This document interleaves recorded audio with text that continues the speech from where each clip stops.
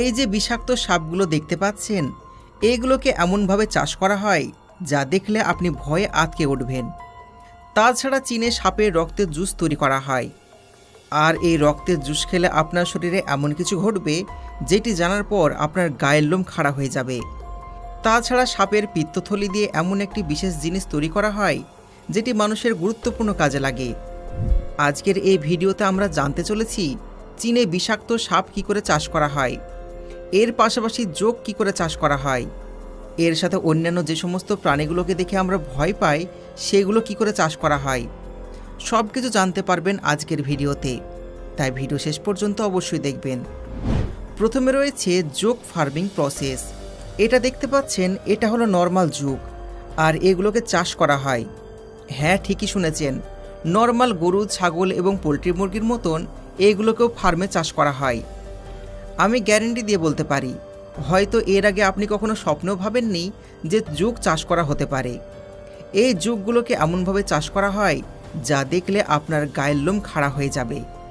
চায়নাতে এই অদ্ভুত প্রাণীটিকে চাষ করা হয়, তবে এটি কোনো সহজ কাজ নয়। এখানকার ওয়ার্কাররা জীবনের ঝুঁকি নিয়ে কাজ করে থাকে। যেমনটা আপনারা জানেন, জোঁক মানুষের রক্ত চুষে খায়। এমনকি এই প্রাণীটি মানুষের প্রাইভেট পার্টের মাধ্যমে শরীরের ভেতরে ঢুকতে পারে। মানুষের শরীরের মধ্যে ঢুকে এরা মুহূর্তের মধ্যে মৃত্যু ঘটাতে পারে।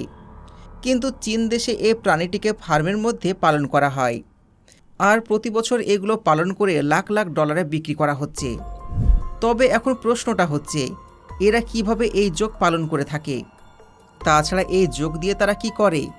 এই সকল মানুষেরা জোঁককে কি খেতে দিচ্ছে? জোঁক দেখলেই আমরা ভয়ে আঁতকে উঠি, কিন্তু আমাদের মধ্যে বেশিরভাগ মানুষ জানে না যে এই জোঁকের বিশেষ কিছু উপকারী দিক রয়েছে। এটি মানুষের জন্য অনেক উপকারী একটি প্রাণী। আমাদের পৃথিবীতে প্রায় 700 প্রজাতির জোঁক রয়েছে, যার মধ্যে 100 প্রজাতির জোঁক সমুদ্রে বসবাস করে থাকে। এর মধ্যে 90 প্রজাতির জোঁক পাওয়া যায় পুকুরে। এছাড়া অনেক প্রজাতির জোঁক কাদামাটি সহ বিভিন্ন পরিবেশে বাস করে থাকে। এই এক একটি জোঁক প্রায় 2 বছর পর্যন্ত বেঁচে থাকতে পারে। এদের শরীরে কোনো একটি অংশ কেটে ফেললে সেটি পুনরায় তৈরি হতে পারে। যদিও জোঁক দেখলে অনেকেই ভয় পায়, কিন্তু চায়নার বিভিন্ন ফার্মে এটি চাষ করা হয়, কারণ এই জোঁকে রয়েছে অনেক উপকারী গুণ। এটা যেরকম বিভিন্ন ধরনের ওষুধ প্রস্তুত করার জন্য ব্যবহার করা হয়, ঠিক তেমনই সরাসরি বিভিন্ন রোগ নিরাময়ের কাজে ব্যবহার করা হয়। এই জোঁকের প্রধান খাবার হচ্ছে বিভিন্ন প্রাণীর রক্ত। এছাড়া জোঁক শামুক এবং কেঁচো খেয়ে থাকে। ফার্মে এদের পালন করার জন্য এই খাবারগুলো দেওয়া হয়। এরপর ধীরে ধীরে তারা ডিম পাড়ে, আর এগুলোকে কাদামাটির মধ্যে রাখা হয়। পরে একটি নির্দিষ্ট সময়ে বাচ্চা বেরিয়ে আসে। এগুলোকে ফার্মের বিশেষ পানির মধ্যে রাখা হয়, আর এগুলোকে নিয়মিত খাবার দেওয়া হয়। এদেরকে বেশিরভাগ সময় রক্ত খেতে দেওয়া হয়। এরা যখন প্রাপ্তবয়স্ক হয়ে যায় তখন এদেরকে রৌদ্রে শুকানো হয়। রৌদ্রে শুকানোর পর এদেরকে মেডিসিন বিভাগে পাঠিয়ে দেওয়া হয়। এছাড়া এটির সাহায্যে প্রাচীনকালে বিভিন্ন ঐতিহাসিক ওষুধ তৈরি করা হতো। তাছাড়া প্লাস্টিক সার্জারিতে এই জোঁকের ব্যবহার করা হয়। এই জোঁকের সাহায্যে মানুষের চেহারা চিকিৎসা, স্তনের চিকিৎসা, বিভিন্ন ধরনের চিকিৎসা করা হয়।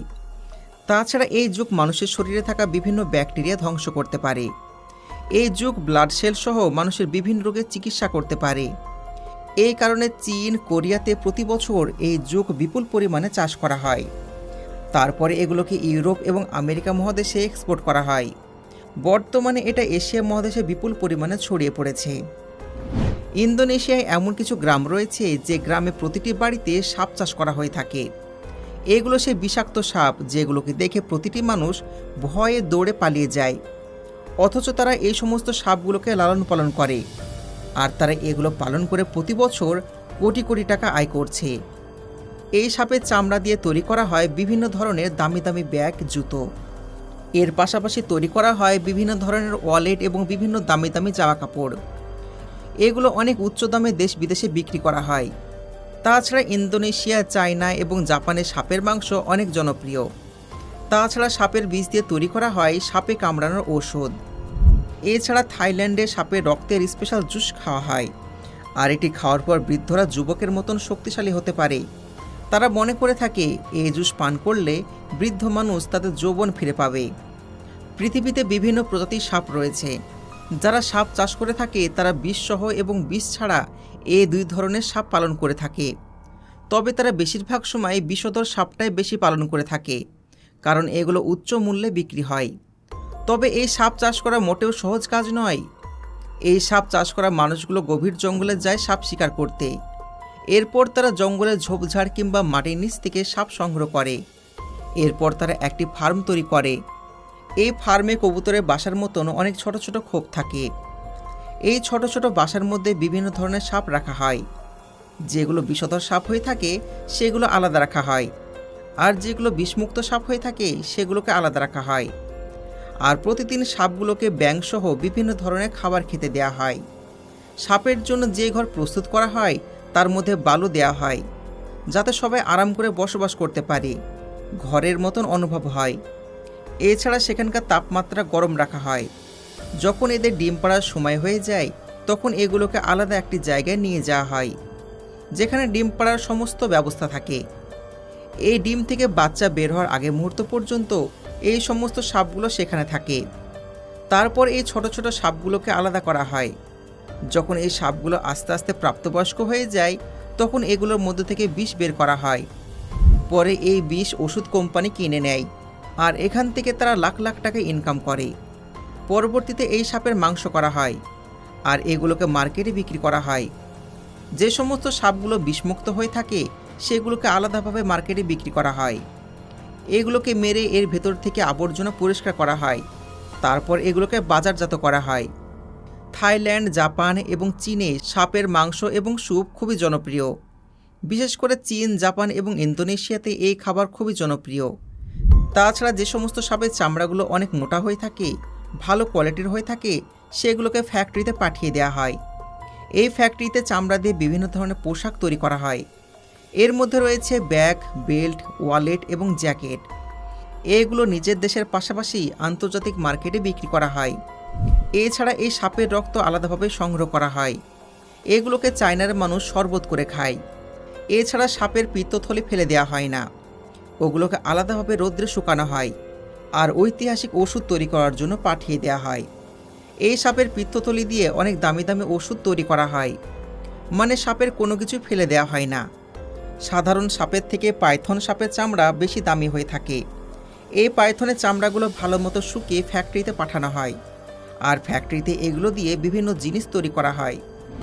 এবার চলুন এক নজরে আপনাদের দেখিয়ে দিই ব্যাঙের মাংস কী করে করা হয়। আপনারা হয়তো শুনে অবাক হচ্ছেন, ব্যাঙের মাংস আবার কী করে সম্ভব? তো বর্তমানে ফার্মে ব্যাঙও চাষ করা হচ্ছে। ভিয়েতনাম দেশটিতে প্রচুর পরিমাণে ব্যাঙ চাষ করা হয়। এগুলো চীন, জাপান, মালয়েশিয়া সহ বিভিন্ন দেশে রপ্তানি করা হয়। এই ব্যাঙের মাংস অনেক লাভজনক একটা ব্যবসা। চায়না এবং জাপানে ব্যাঙের মাংস অনেক জনপ্রিয়। তারা মনে করে থাকে এটা অনেক পুষ্টিকর একটি খাবার। ব্যাঙ পালন করার জন্য সবার প্রথমে ব্যাঙ সংগ্রহ করা হয়। তারপর ফার্মে এগুলো ব্রিডিং করা হয়।